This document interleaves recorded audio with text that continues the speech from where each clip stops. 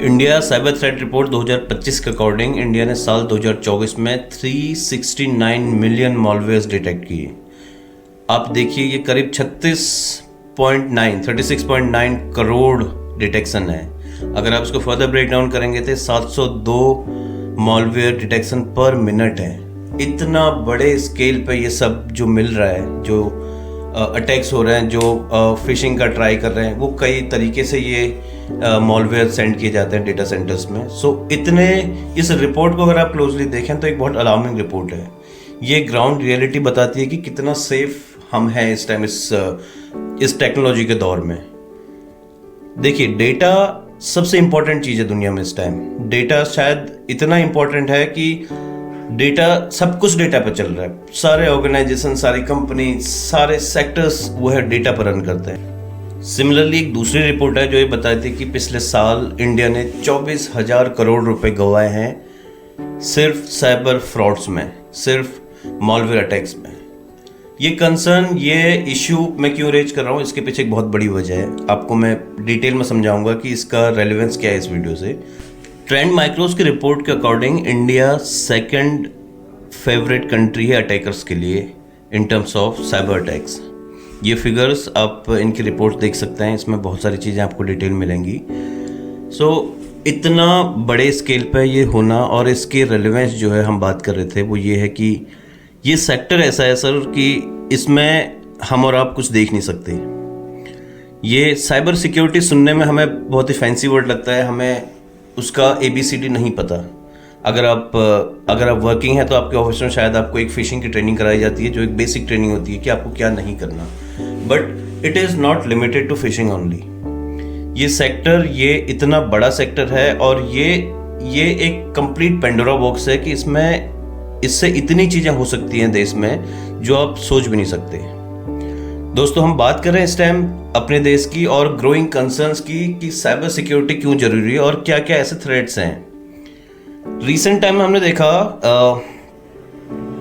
Doctors radicalise हुए दिल्ली में, फरीदाबाद में, और ऑल ओवर द कंट्री आपने देखा होगा, हर स्टेट में कहीं ना कहीं से इन्होंने क्रैकडाउन्स किए और इनको लेके आए। जो ये टेररिज्म का पैराडाइम शिफ्ट हुआ है इस टाइम, कन्वेंशनल मेथड से हाईली स्किल्ड लोगों को ब्रेन वॉश रिक्रूट करने का। इनमें एक एस्पेक्ट शायद जो हम सोच रहे हैं कि एक साइबर सिक्योरिटी की तरफ अगर हम देखें, क्योंकि जब डॉक्टर्स निकल के आए और डॉक्टर्स का हमने देखा ब्रेन वॉश हुआ है, तो ये हम सबके लिए शॉकिंग था। शायद ही कोई ऐसा इंसान होगा इंडिया में जिसने कभी सोचा होगा कि डॉक्टर्स ऐसा कर सकते हैं। पूरा जो इनका सिंडिकेट है वो हमने देखा कि पुलिस ने कैसे अनकवर किया और कैसे बहुत सारे अरेस्ट हुए और बहुत सारी इन्वेस्टिगेशन अभी भी चल रही हैं। देखने वाली बात यह कि अगर कोई बंदा साइबर सिक्योरिटी जैसे सेंसिटिव फील्ड में इन्फिल्ट्रेट कर जाता है और उसके बाद वो वहाँ शुरू करता है अपना साइबर टेररिज्म, सोचिए क्या क्या कर सकते हैं वो लोग। आप देखिए, आपका सब कुछ स्टेक पे है। Everything is data driven. This is 100% sure and everybody knows this कि हर फील्ड में, हर सेक्टर में, हर कंपनी में, हर इंस्टीट्यूशन में डेटा है। It is all about data. अब देखिए, एयरपोर्ट से लेके रेलवे के नेटवर्क से लेके हॉस्पिटल, स्कूल्स, उसके बाद हॉस्पिटैलिटी सेक्टर, आपके सेंसिटिव मिलिट्री के जो एस्टेब्लिशमेंट्स हैं, इसरो, DRDO, एयरफोर्स, नेवी, सब जगह डेटा है। आपने रिसेंट टाइम में देखा होगा दिल्ली एयरपोर्ट का जो GPS सिस्टम था, वो नेविगेशन सिस्टम में कुछ इश्यू आया। हालांकि क्लियर नहीं किया गया कि वो कोई ऐसा प्रॉब्लम था या कुछ ऐसा अटैक हुआ था, बट जो स्पूफिंग हुआ था वो डीप डाउन एवरीवन नोज कि वो एक अटेम्प्ट था उसको डिसेबल करने का। ये थ्रेट्स बहुत ही, ये कंसर्न्स जो हैं, ये बहुत ही ग्रोइंग कंसर्न्स हैं। आपको क्या पता, अगर किसी कंपनी के डेटा सेंटर में बैठा साइबर सिक्योरिटी का जो एक्सपर्ट है, जो साइबर सिक्योरिटी के लिए रिस्पॉन्सिबल बंदा है, क्या पता वो बंदा कॉम्प्रोमाइज हो गया हो, क्या पता। Just hypothetical scenario, not only hypothetical, अगर आप रियल ग्राउंड में देखें, पॉसिबिलिटी सब चीज की है। कुछ टाइम पहले तक तो हम डॉक्टर्स के बारे में सोच भी नहीं सकते थे। आज अगर डॉक्टर्स का जो केस ऐसे निकल के आया, तो हम साइबर सिक्योरिटी एक्सपर्ट्स के बारे में भी सोच सकते हैं। पता नहीं क्या क्या है, किस किस सेक्टर में हम सोचें, हर जगह ये परम्यूटेशन कॉम्बिनेशन अगर हम लगाएंगे, ये प्रोबेबिलिटी सब जगह मिलेगी। अगर साइबर सिक्योरिटी ब्रीच होता है किसी डेटा सेंटर, किसी फिनटेक कंपनी का डेटा अगर कोई बंदा कॉम्प्रोमाइज कर देता है, तो आप सोचिए कितने लोगों का डेटा बाहर जाएगा। रिसेंट ईयर्स में ऐसे हुए हैं, ऐसे केसेस हुए हैं जिसमें लोगों के डेटा गए, जिसमें लोगों का जो आधार की डिटेल्स बाहर निकली, बायोमेट्रिक डिटेल्स सब बाहर निकले। सो ये चीज़ें अपनी जगह तो हैं, और ये आने वाले टाइम में दुनिया के टेक एडवांसमेंट के दौर में ऐसे कंसर्न्स होंगे। ये प्रोन है, और उसके काउंटर मेजर्स भी होंगे। हमारा प्रॉब्लम उससे नहीं है, उसके लिए तो हर कंट्री काम कर रही है। हमारा इश्यू है कि क्या पता उस सेफ्टी सिक्योरिटी सिस्टम के पीछे बैठा हुआ बंदा जो रिस्पॉन्सिबल है, अगर वो कॉम्प्रोमाइज हो गया, वो क्या क्या नहीं कर सकता। आप सोचिए कि एक डेवलपर क्या नहीं कर सकता, एक साइबर सिक्योरिटी का इंचार्ज जो किसी डेटा सेंटर का, वो क्या नहीं कर सकता। ऐसे बहुत है। आप डेस्क जॉब से लेके आप टॉप तक देखते जाइए, everything is data driven, and data security is with in someone's hand. वो बंदा अगर कॉम्प्रोमाइज हो गया, he can do devastating damage. I am very sure कि इस दिशा में भी शायद कुछ कदम उठाए जा रहे होंगे। सुरक्षा एजेंसियां, जांच एजेंसियां जितनी भी हैं, वो लोग शायद इस रिस्क को हमसे बेहतर समझते हैं, और उनके पास फैक्ट्स, फिगर्स और डेटा हमसे बहुत ज़्यादा है। पर एक कॉमन मैन का जो कंसर्न है, वो मैं आपके सामने लेके आ रहा हूँ कि अगर हेल्थ केयर सेक्टर हिट होता है, अगर रेलवे का नेटवर्क हिट होता है, अगर एयरपोर्ट्स हिट होते हैं in terms of data breach, so जो टेररिज्म का रियल फेस अनलीश होगा ना वहाँ पर, वो शायद फिर हमसे देखा नहीं जाएगा। सो आई थिंक हमारे पास टाइम है। अभी हम लोगों को इस दिशा में काम करना चाहिए। इन एंगल्स को, इन एस्पेक्ट्स को ध्यान में रख के प्रिवेंटिव मेजर्स लेने पड़ेंगे, क्योंकि आप अगर प्रिवेंटिव काम नहीं करोगे तो आपके सामने फिर केसेज होंगे, ऐसे इवेंट्स होंगे जिसके बाद आप अगर काम करोगे तो फिर कोई फ़ायदा नहीं। इन सेक्टर्स पर नज़र रखने की ज़रूरत है। लोगों को आई डोंट नो कैसे, बट पहचानने की ज़रूरत है कि ये लोग कौन है, क्या है। कुछ न कुछ नज़र रख के कैसे न कैसे लोगों को आइडेंटिफाई करने की ज़रूरत है कि कौन पॉसिबल पोटेंशियल थ्रेट्स हो सकते हैं। क्योंकि अगर डेटा ब्रीच होता है, सो वो नॉर्मली क्या होता है, प्राइवेट सेक्टर किसी कंपनी का डेटा ब्रीच हुआ, वो कॉम्प्रोमाइज हुई, रैंसम वगैरह उनसे लिया, बट बात फिर बढ़ जाती है आगे। क्योंकि अगर डेटा है तो सबके पास है। फिर अगर किसी बैंक का डेटा पूरा ब्रीच हो गया, उनकी सिक्योरिटी ब्रीच हुई, डेटा सिक्योरिटी, और उनका डेटा बाहर निकल गया, सो लाखों लोगों के अकाउंट की डिटेल, उनका सब कुछ फिर हैकर्स के पास है। और मैं जो एक रिसेंटली मैं वीडियो देख रहा था, एक मेजर गौरव आर्य का वीडियो है, जिसमें वो बोलते हैं कि किले के दरवाजे हमेशा अंदर से खुलते हैं। शायद मैं उसको यहाँ पर कोरिलेट करना चाह रहा हूँ कि अगर दो तीन तरीके, आपके पास बहुत अच्छी सिक्योरिटी हो सकती है, आपके फायरवॉल्स, आपके सब कुछ जो चीज़ें इनके होते हैं, वो बहुत state of the art technology होगी, बट क्या पता उस टेक्नोलॉजी के पीछे बैठा हुआ बंदा कॉम्प्रोमाइज हो जाए, अगर वो आपके लिए पूरा पेंडोरा बॉक्स ओपन कर दे। दिस इज हाईली लाइकली, क्योंकि डॉक्टर्स भी तो थे ना, डॉक्टर्स पे भी तो हमें डाउट नहीं था। Cyber security expert, ethical hackers, developers, cloud manage करने वाले जो टीम्स हैं, ये सब वो पोटेंशियल जगह हैं जहाँ पर ये ब्रीच होने का पूरा पोटेंशियल है। पूरा डाउट है कि अगर यहाँ बंदा कॉम्प्रोमाइज होता है तो वो शायद डेटा बेच देगा आपका। नॉट ओनली डेटा बेच देगा, वो एक दरवाज़ा खोल देगा जिसके बाद फिर आपके सारे टेक्नोलॉजी, फायरवॉल या जो कुछ भी डिवाइसेस होते हैं या जो कुछ भी सॉफ्टवेयर होते हैं, वो शायद काम नहीं करेंगे।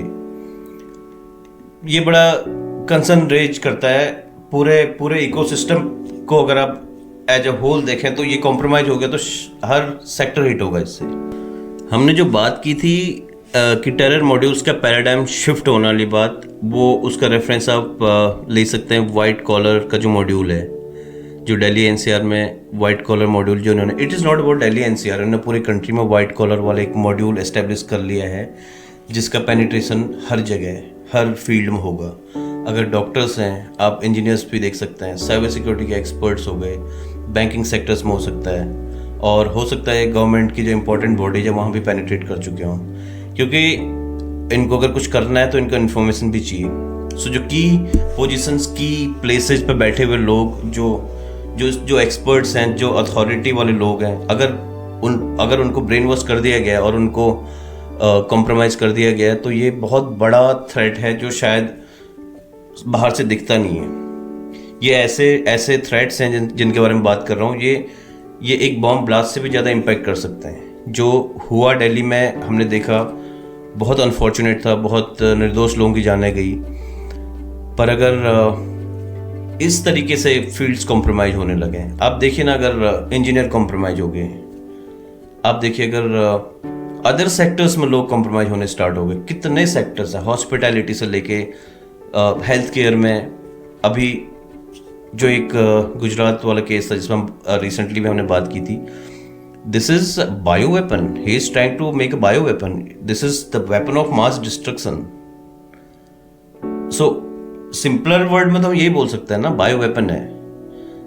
सो हम जब बात पहले भी कर रहे थे कि ये उनकी पुरानी टैक्टिक्स हैं वो चेंज हो गई हैं, वो एडवांस हो गए, क्योंकि वो भी अब 21st सेंचुरी में जी रहे हैं और वो भी शायद वो सब कुछ करना चाहते हैं जो उनके काउंटर मीजर्स उनको रोक रहे हैं।